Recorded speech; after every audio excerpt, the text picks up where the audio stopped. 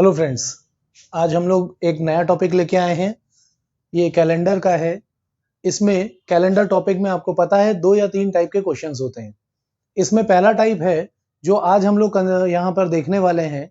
आपको एक डेट दी रहती है और उसका कौन सा दिन था वो डेट पे ये बताना होता है। जैसे मान लीजिए कोई भी एक डेट लेते हैं हम, जैसे उन्होंने बोला है कि 10 जुलाई 2008 ये कौन सा दिन था, आपको ये कैलकुलेट करके देना पड़ता है। ठीक है, तो यहां पर इस टाइप के क्वेश्चंस को अभी हम लोग इस वीडियो में हैंडल करने वाले हैं। ठीक है, आपको पता है कि आपने तमाम बुक्स में देखा होगा, इसकी एक बड़ी लंबी चौड़ी सी वो है, एक्स्ट्रा डेज निकालिए और फिर लीप ईयर को कंसिडर कीजिए and so on so fourth. हम यहाँ पे उन मेथड्स पे नहीं जाएंगे, हम सिंपल एक फॉर्मूला मेथड पे जाएंगे। ये हमारा फॉर्मूला है जिसको हम यूज करने वाले हैं। देख करके ये फॉर्मूला बहुत लेंथी लग रहा है लेकिन नहीं है। उसको सबसे पहले ये समझ लें कि उसमें इतने सारे पैरामीटर्स क्यों हैं। ठीक है, तो देखिए मैंने यहां पे एक डेट लिखा है 10 जुलाई 2008। ये 4 चीजों से मिलकर बनी हुई है। सबसे पहले ये है डेट, फिर ये है मंथ, एक्सक्यूज मी, ये है सेंचुरी और ये है ईयर। तो आपकी एक डेट 4 चीजों से मिलकर बनती है। डेट यानी वो जो नंबर होता है वो, मंथ, सेंचुरी और ईयर। और देखिए यही 4 तो यहां लिखे हुए हैं, DMYC, यही 4 है। तो आपको ऑब्वियस है चारों चीजों को कंसिडर करना पड़ेगा, तभी आप अपना आंसर निकाल पाएंगे। ठीक है, तो चलिए एक हम लोग क्वेश्चन लेकर के चलते हैं, एक अच्छा नंबर लेकर के चलते हैं और उसको सॉल्व करने की कोशिश करेंगे। ठीक है, और कैसे उसको अप्लाई करते हैं, उसमें क्या क्या वैरायटी मिलेगी अपने को, धीरे धीरे हम ये देखते चलते हैं। तो सबसे पहले एक बढ़िया वाली डेट लेते हैं हम, 5 अगस्त 2020। बताइए क्या खासियत थी इस दिन की, किसी को याद है? मुझे लगता है भूलना नहीं चाहिए। श्री राम जन्मभूमि शिलान्यास हुआ है इस दिन। श्री राम जन्मभूमि शिलान्यास।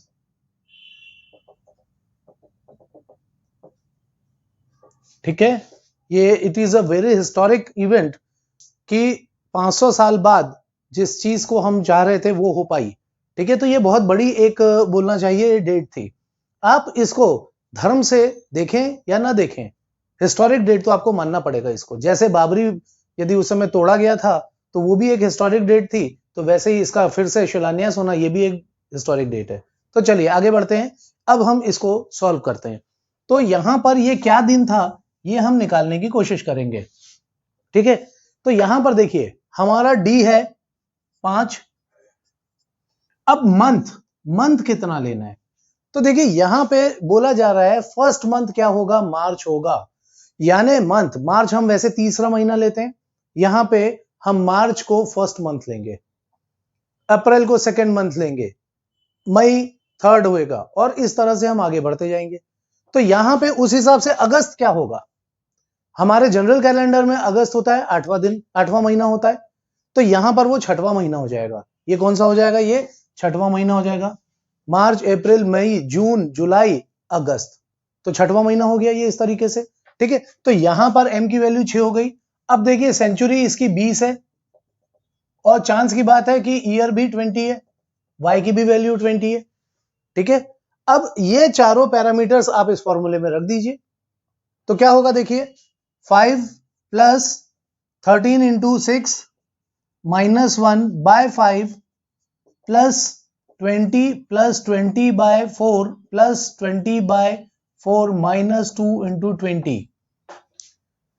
D M Y Y by 4 C by 4 2 C, सारी वैल्यूज हमने रख दिया। अब इसको सॉल्व करना है, तो सॉल्व करते हैं चलिए। और सॉल्व करने में एक चीज का ध्यान देना है, यदि कोई वैल्यू डेसिमल में आ रही है, जैसे हम डिवाइड कर रहे हैं यहां पे, मान लीजिए 19 बाय 4 होता तो हम यहां पे 4 4 19 बस 4 लेंगे। ठीक है, इसका जो रिमाइंडर पार्ट है उसको भूल जाएंगे हम, डेसिमल में नहीं करना है आपको इसको। ठीक है, तो यहां पर क्या हो जाएगा, ये देखिए 5 प्लस 13 छंग 78 माइनस 1 77 बाय 5 दैट इज 15 पर 20 प्लस ये हो जाएगा 5, ये हो जाएगा 5 माइनस 40। ठीक है, अब चलिए यहां पर इसको सॉल्व कर लेते हैं अब। ये वैल्यू कितनी आएगी, देखिए ये -40 कट जाएगा, ये 25 15 इससे, तो कितना बचा 10। इस 10 को आप 7 से डिवाइड कीजिए। ये जो 10 आया इसको आपको 7 से डिवाइड करना है। ठीक है, आपने जब इसको 7 से डिवाइड किया तो एक बार डिवाइड होगा और 3 रिमाइंडर बचेगा, 3/7। ये जो रिमाइंडर आया यही डे उस दिन था। 3 मतलब क्या होगा, मंडे 1, ट्यूसडे 2, वेंसडे 3, तो 3 मतलब होता है वेंसडे, तो इट वाज अ बुधवार। ये कौन सा दिन था, ये बुधवार था। 3 मतलब बुधवार। यदि ये 0 आ जाए या ये 7 आ जाए, यदि ये 0 आ जाए तो क्या होगा, रिमाइंडर 0 हो गया, यानी यहां ऐसा नंबर मिल रहा है हमें जो पूरी तरह से साइड से डिवाइड होता है, तो वो संडे होगा, वो इतवार का दिन होगा। ठीक है, तो यहां पर कैसे करना है ये समझ में आया ये चीज। तो एक बार इस क्वेश्चन को फटाफट जल्दी से देख लेते हैं हम। हमने एक डेट लिया है 5 अगस्त 2020, तो 5 डी हो गया। अगस्त महीना वैसे 8 होता है, लेकिन इस कैलेंडर में हम मार्च को फर्स्ट मंथ लेते हैं, तो मार्च के हिसाब से चलेंगे तो अगस्त 6 आएगा, एम की वैल्यू 6 हो गई। 2020, वाई की वैल्यू 20, सी की वैल्यू 20। सबसे पहले सेंचुरी लिखते हैं हम और बाद के 2 ईयर होते हैं, तो सेंचुरी में भी 20 लिखा है और ईयर में भी 20 लिखा है। सारी वैल्यूज हमने यहां पे पुट कर दिया। इसमें क्या ध्यान रखा, जब भी डिवाइड करेंगे तो डेसिमल वैल्यू नहीं लेना है हमें, सिर्फ इंटीजर वैल्यू लेना है, पूर्णांक को लेना है, उसमें दशमलव पार्ट को आपको इग्नोर कर देना है। तो हमने ये जब वैल्यूज लिखे तो इसको सॉल्व करके जो आया उसमें 7 से भाग दीजिए। ये 7 क्या है, 7 दिन का एक सप्ताह होता है, तो 7 का हम इसीलिए भाग देते हैं वहां पर। ठीक है, तो 7 से भाग देने पर कितना शेषफल मिल गया हमको, 3 शेषफल मिल गया है। तो इस तरीके से ये 3 हमें बता रहा है कि ये जो 5 अगस्त 2020 थी, ये एक बुधवार था, वेडनेसडे था। क्लियर हो गया होगा। ठीक है, चलिए फटाफट अब हम 2-4 क्वेश्चन सॉल्व करते हैं इसके। तो अगला क्वेश्चन हमारा आ जाएगा, जो बहुत आया करता था क्वेश्चन आपको, जैसे 15 अगस्त 1947। एक और डेट लेते हैं, हिस्टोरिक डेट है, बहुत बड़ी हिस्ट्री है ये भी। 15 अगस्त 1947।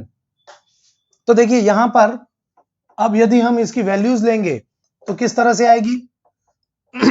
डी की वैल्यू 15, एक्सक्यूज मी, डी की वैल्यू 15, एम की वैल्यू अगस्त है, अगेन एम की वैल्यू 6 हो जाएगी। ए सेंचुरी है, 19 से 19 और 47 इज ईयर, रख दीजिए वैल्यू यहां पर। D plus 13 into M -1/5 plus y by 4 plus c/4 -2 into C. हो गया, 2 बार 3 बार करेंगे फॉर्मूला याद हो जाता है, बहुत छोटा सा फॉर्मूला है ये। ठीक है, चलिए अब इसको सॉल्व करते हैं, कैसे होएगा ये। 15 plus 13 6 78 -1 77 divided by 5 that is 15 plus 47 plus 47/4 that is 11 plus, क्योंकि दशमलव नहीं लेना है, 11 चौके 44, डेसिमल नहीं लेना है मुझे, तो 44 तक हम जस्ट कर देंगे उसको डिवाइड, 11 आ गया। ये 16 है ना, 4 बार -38। चलिए अब इसको थोड़ा सा कम कर लेते हैं अपन, कितना हो जाएगा ये 15 15 4 34 गया, और इसमें से भी 4 कम कर लेते हैं अपन, तो ये बच जाएगा 7, और ये 38 कैंसिल हो गया। 47 प्लस 7 54, 54/7, 7 7 49, 5/4, 5/7, तो 5 क्या हुआ बताइए। 5 कौन सा डे हुआ, Monday, Tuesday, Wednesday, Thursday, Friday. So 15 August 1947 was a Friday. ये 5 हमको क्या बता रहा है, ये क्या है, इट इज अ फ्राइडे। तो इस तरीके से हम इस क्वेश्चन को सॉल्व करते हैं। ठीक है, तो यहां पर ये टाइप जितने क्वेश्चंस कर सकें आप करते चलिए। क्लियर हो रहा है ये चीज। तो चलिए अब यहां पे हम लोग एक और वो करते हैं, एक और क्वेश्चन सॉल्व करते हैं। जैसे है एक मैं दूसरा टाइप बता रहा हूं आपको, इसमें एक और दिक्कत आती है, यहां पे कई बार नेगेटिव वैल्यू आ जाती है, तब हम उसको कैसे सॉल्व करें, एक एग्जांपल उसका ले लेते हैं। ठीक है, तो हमारा डेट है 1 अप्रैल 2004। ओके, 1 अप्रैल 2004, 1 अप्रैल 2004, तो डी की वैल्यू 1, एम अप्रैल, मार्च अप्रैल 2 हो जाएगी, सी 20, ये हो गया सी, ये हो गया वाई 04। तो चलिए वैल्यू पुट करते हैं अब यहां पर फटाफट इसका काम। ये आप लोग 1 मिनट के लिए पॉज कीजिए, वैल्यू पुट कीजिए और आंसर निकालिए। फिर मेरा वीडियो फिर से आप ऑन करके उसको देखिएगा कि वैल्यू सही आ रही है कि नहीं आपकी। चलिए करिए, आप लोग भी करिए, मैं भी करता हूं इधर पे। d plus 13 into M minus 1 by 5 plus y plus y by 4 plus c by 4 minus 2 into C. तो ये क्या हुआ, 1 प्लस 26 में से 1 गया 25, 25/5 प्लस 4 प्लस 1 प्लस 5 माइनस 40। तो ये कितना हो जाएगा, 5 4 9 और 1 10 है ना, 5 4 9, कुछ मैंने छोड़ तो नहीं दिया, आई थिंक नॉट। 5 4 9 और 1 10, 10 और 5 15, 15 और 1 16, तो -24 आ गया। ये कितना आ गया, -24। अब क्या करना है, जब भी ऐसी वैल्यू नेगेटिव में आए आप इससे बड़ा 7 का मल्टीपल ऐड कर दीजिए। 24 से बड़ा 7 का मल्टीपल है 28, आप ऐड कर दीजिए इसमें, तो क्या आएगा देखिए, -24 प्लस 28 कितना आ गया, ये आ गया 4। एंड 4 मींस कौन सा डे हो गया, ये Monday, Tuesday, Wednesday, Thursday, so it was a Thursday. तो ये क्या हो गया, ये हो गया थर्सडे। थर्सडे यानी गुरुवार, इसको बृहस्पतिवार भी बोलते हैं हम लोग। तो यहां पर 1 अप्रैल 2004 वाज अ थर्सडे। मुझे नहीं लगता इन क्वेश्चंस को करने के लिए आपको 10-15 सेकंड से ज्यादा लगने चाहिए। क्यों नहीं लगना चाहिए, देखिए आप अपने कैलकुलेशंस को स्ट्रांग कीजिए, पहली बात। दूसरा, जो फालतू चीजें लिखने से बना कर दीजिए, ये अब हम नहीं लिखेंगे, सोच लीजिए आप, इसके बिना हम सीधे वैल्यू पुट करेंगे। क्यों नहीं हो सकती, थोड़ी प्रैक्टिस कीजिए ना, बिल्कुल हो सकती है। तो यहां पर 1 लाइन 2 लाइन और आंसर, ये हो जाएगा। अब -24 के बाद मुझे तो मालूम है ना 4 आएगा, 28 ऐड करूंगा तो 4 आएगा, 4 मतलब थर्सडे। तो इस तरीके से इन क्वेश्चंस को आप सॉल्व कर सकते हैं बहुत आसानी से। ठीक है, समझ में आ गया होगा ये मेरे ख्याल से। चलिए, तो यहां पर हमने रूल 1 का देखे मार्च और अप्रैल के हिसाब से। अब यदि अपन कैलेंडर को आगे बढ़ाएं तो दिसंबर होगा 10वां महीना, जनवरी होगा 11वां और फरवरी होगा 12वां। तो यहां पर क्या हो रहा है, देखिए एक समस्या आ रही है। एक डेट लेते हैं फिर समझाता हूं आपको मैं इसको। देखिए यदि मैं यहां पे एक डेट लेता हूं 26 जनवरी 1950 ले लेते हैं, चलिए 1950, ठीक है ना, इस दिन हमने अपना गणतंत्र स्वीकार किया था, अपनाया था भारत ने। ठीक है, तो यहां पर 26 जनवरी 1950, ये क्या होगा, एक छोटी सी चीज को समझ लीजिए। यहां पर थोड़ा सा पॉइंट है, हम ये मान रहे हैं मार्च पहला महीना है, तो मार्च अप्रैल इस तरह से जब आप आगे बढ़ेंगे तो उस साल का अंत के 2 महीने कौन कौन से होंगे, उस साल के अंत के 2 महीने होंगे जनवरी और फरवरी। तो इसीलिए जनवरी और फरवरी क्या कहलाएंगे, 11वें और 12वें महीने कहलाएंगे। यही लिखा है यहां पे, January and February are the 11th and 12th months of the 12th months of the year, नहीं, ऑफ द प्रीवियस ईयर। अब प्रीवियस ईयर क्यों भाई, जब मार्च से चालू होना है तो जनवरी फरवरी तो पिछले साल के हैं ना। क्लियर हुआ ये पॉइंट कि जनवरी और फरवरी इस नए कैलेंडर के हिसाब से अभी तो स्टार्ट ही नहीं हुआ है, तो ये 1950 नहीं होगा, ये 1949 माना जाएगा। यानी क्या करना है आपको, मंथ्स के साथ साथ एक बार ईयर को भी कम करना है। तो देखिए यहां पर क्या हो जाएगा, डी की वैल्यू हो जाएगी 26, एम की वैल्यू हो जाएगी 11, सी की वैल्यू हो जाएगी 19 और y की वैल्यू हो जाएगी 50 - 1 = 49। ये ध्यान रखिए, 50 नहीं ले रहा हूं मैं, 50 - 1 49 ले रहा हूं। बस ये 2 रूल चलिए, कोई इसमें गलती नहीं है, आप कोई भी डेट आप इससे निकाल सकते हैं। फटाफट करते हैं इसको, देखिए क्या आएगा, d plus 13 into M -1 by 5 plus y plus y by 4 plus c by 4 minus 2 into C. Solve करते हैं फटाफट। 26 plus 13 into 11 143 142 28 plus 49 plus 49 by 4 12 plus 4 minus 38 12 28 नहीं सॉरी 38 जाएगा, ये जाएगा 26।